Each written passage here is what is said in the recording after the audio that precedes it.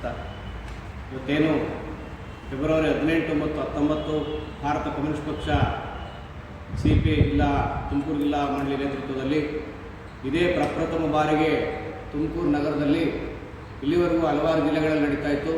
ಇದೇ ಮೊದಲ ಬಾರಿಗೆ ರಾಜ್ಯ ಮಂಡಳಿ ಸಭೆಯನ್ನು ನಾವು ತುಮಕೂರಲ್ಲಿ ಹಮ್ಮಿಕೊಂಡಿದ್ದೀವಿ. ಇದರ ಉದ್ದೇಶ ಏನು ಅಂತಂದರೆ, ಎಲ್ಲ ದುಡಿಯುವ ವರ್ಗದ ಸಮಸ್ಯೆಗಳನ್ನು ಎರಡು ದಿವಸಗಳ ಕಾಲ ಅದರ ಸಮಸ್ಯೆಗಳನ್ನು ಚರ್ಚೆ ಮಾಡಿ ಮುಂದಿನ ಕಾರ್ಯಚಟುವಟಿಕೆಗಳೇನು, ಪಕ್ಷದ ಕಾರ್ಯಚಟುವಟಿಕೆಗಳೇನು, ಕಾರ್ಯರೂಪಗಳೇನು ಅಂತಕ್ಕಂಥದ್ದನ್ನು ನಿಲುವುಗಳನ್ನು ತೆಗೆದುಕೊಳ್ತಕ್ಕಂಥ ಕೆಲಸವನ್ನು ಮಾಡ್ತೀವಿ.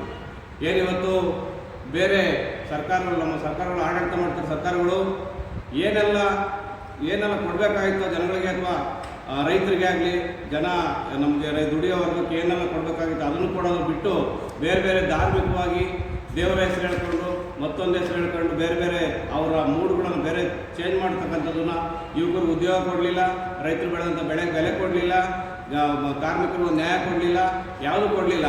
ಅದನ್ನು ಮರೆಮಾಚಲಿಕ್ಕೋಸ್ಕರವಾಗಿ ಬೇರೆ ಬೇರೆ ಹೆಸರುಗಳನ್ನು ಹೇಳಿ ಅದನ್ನು ಹನುಮನ್ನ ತಂದಿದ್ದಾರೆ, ರಾಮನ್ ತಂದಿದ್ದಾರೆ ಇವಾಗ ಚುನಾವಣೆಗೋಸ್ಕರವಾಗಿ. ಹಿಂದೆ ಪುಲ್ವಾಮಾ ದಾಳಿ ಅದನ್ನು ಮುಂದಿಟ್ಕೊಂಡು ಲೋಕಸಭಾ ಚುನಾವಣೆ ನಡೆಸೋದು ಗೆದ್ದರು. ಈಗ ಹನುಮ ರಾಮ ಅಂತ ಹೇಳಿ ತಂದಿದ್ದಾರೆ. ಇವರು ಇವಾಗ ತೋರಿಸ್ತಾ ಇಲ್ಲ, ರಾಮ ಹನುಮ 1000 ವರ್ಷದಿಂದ ನಾವೆಲ್ಲೂ ಪೂಜೆ ಮಾಡ್ತೀವಿ. ಈಗೇನು ಹೊಸದಾಗಿ ಹುಟ್ಟು ಬಂದಿಲ್ಲ ರಾಮ ಅಂತ, ಅದನ್ನು ಅರಿಕೋಬೇಕು. ಮತದಾರ ಬಂಧುಗಳು ನಿಜವಾದ ಸರ್ಕಾರವನ್ನು ತರಬೇಕು, ಈ NDA ನೇತೃತ್ವದ BJP ಸರ್ಕಾರವನ್ನು ಮನೆ ಕಳಿಸಬೇಕು ಅಂತೇಳಿ ನಾನು ಈ ಮೂಲಕ ಪತ್ರಿಕಾಗೋಷ್ಠಿಯಲ್ಲಿ ಒತ್ತಾಯವನ್ನು ಮಾಡ್ತೀನಿ.